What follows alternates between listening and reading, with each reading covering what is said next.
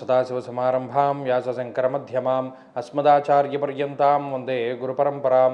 జ్యోతిషశాస్త్రాన్ని భావితరాల వారికి ప్రసాదించిన ఋషుల యొక్క పాదపద్మాలకి నమస్కారం చేసుకుంటూ, అలాగే నాకు ఈ జ్యోతిష విద్యను నేర్పిన గురువర్యులు జ్యోతిష బ్రహ్మ కీర్తిశేషులు శ్రీ ఈరంకి సూర్యనారాయణమూర్తి గారు, సూర్యశ్రీ దైవజ్ఞ గారి యొక్క పాదపద్మాలకి నమస్కారం చేసుకుంటూ, ఓం శ్రీ మహాగణాధిపతే నమః, శ్రీ గురుభ్యో నమః, హరి ఓం. వీక్షకులందరికీ నమస్కారం.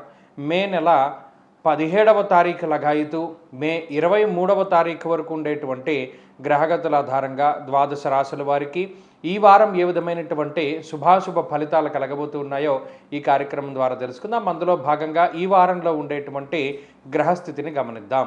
మీనరాశి వారికి ఈ వారం మెరుగైనటువంటి వారము.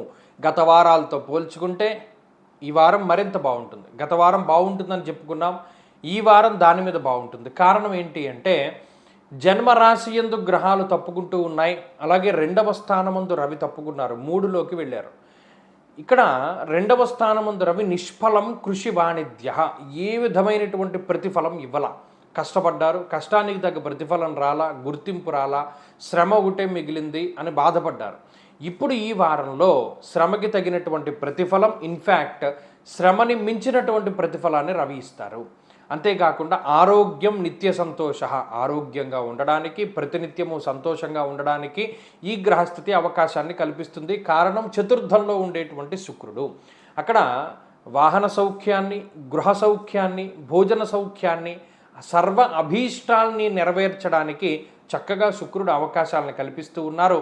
దానితో పాటుగా చంద్రబలం, శరీర సౌఖ్యం ఆరోగ్య అన్నారు. అంటే ఇక్కడ మానసిక అశాంతి తొలుగుతుంది, శరీర అనారోగ్య సమస్యలు తొలుగుతాయి, ఆర్థిక ఇబ్బందులు తొలుగుతాయి, ఉద్యోగపరమైనటువంటి సమస్యలు తొలుగుతాయి. ఏమైనా ఇంటర్వ్యూస్ ఇవ్వడానికి, పోటీ పరీక్షల్లో పాల్గొనడానికి ఒక రకమైనటువంటి ఆత్మవిశ్వాసం దొరుకుతుంది. మంచి తేజస్సు, మంచి నడవడిక, ప్రణాళికాబద్ధమైన జీవనం, ఇవన్నీ కూడా దొరుకుతూ ఉంటాయి. కాబట్టి మీనరాశి వారికి మీరు గమనించండి, గత 2 వారాలుగా ఉండేటువంటి గ్రహస్థితి క్రమేపీ పెరుగుతూ ఉన్నది. ఇక్కడ అవకాశాల కోసం వెతుక్కునేటువంటి వాడికి ఖచ్చితంగా అవకాశం దొరుకుతోంది. చాలామంది మీనరాశి వారు చెప్తూ ఉన్నారు, గత వారంతో పోలిస్తే ఈ వారంతో పోలిస్తే వచ్చే వారం తర్వాత మరింత ముందు వారాలు, ఇలా వారం వారం కూడా గ్రాఫ్ ఖచ్చితంగా పెరుగుతుంది. మీరు ప్రయత్నం చేయండి, అదృష్టం తోడై ఉంటుంది, లక్ ఫ్యాక్టర్ జోడవుతుంది. అంటే ఎక్కువ సంఖ్యలో కాదు, అంటే పర్సంటేజ్లో చెప్పాలంటే ఒక 2-3% మాత్రమే లక్ ఫ్యాక్టర్ అన్నది మీనరాశి వారికి వస్తూ ఉన్నది. అదైనా సరిపోతుంది. గతంలో 0 ఉంటే ఈ వారం 2% ఉన్నా సరిపోతుంది. ఇది క్రమేపీ పెరిగి ఒకానొక సందర్భంలో 30-40%కి వెళ్తుంది లక్ ఫ్యాక్టర్. కాబట్టి మంచి అవకాశాలు ఎదురు ఉన్నాయి, ప్రయత్నం చేయండి, బద్ధకించకండి. శని బద్ధకం వచ్చేలా చేస్తారు, వాయిదా వేసుకునేలా చేస్తారు. ఎవరి మాటలో నమ్మకండి. ఎవరైనా మిమ్మల్ని కించపరిస్తే అస్సలు మీరు బాధపడకండి. కించపరిచిన వాడు అంటే అక్కడ మీరు గమనించండి, గడ్డి తిన్న గాడిద వెళ్ళిపోతుంది, గడ్డి మొలుస్తూనే ఉంటుంది. అలాగే ఎవరైనా మిమ్మల్ని ఇబ్బంది పెట్టినా మీరు బాధపడకండి, మీరు పుంజుకోండి, మంచి ఫలితాలు ఉన్నాయి. మరిన్ని శుభ ఫలితాల కోసమై ప్రతిరోజు ఆంజనేయ ఆరాధన, ఆంజనేయ జయఘోష పారాయణ చెయ్యండి.